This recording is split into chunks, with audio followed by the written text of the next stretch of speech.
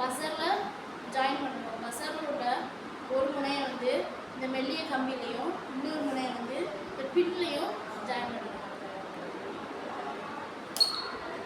இதனால் நிலநடுக்கம் வரும்போது நிலம் அதிரும்போது இந்த உலோக குண்டு வந்து இந்த பின்னில் படும்போது ஒலிக்குது, பஸர் வந்து ஒலிக்குது.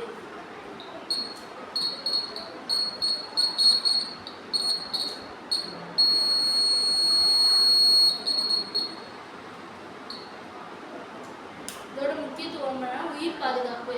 இது மூலமாக நம்மளோட உயிர்களை நம்ம முன்கூட்டியே பாதுகாக்க முடியும். அது பாதுகாப்பான வெளியேற்றம்னா நம்ம இது பஸர் வந்து ஒலிக்கும் போதே நம்ம வீட்டு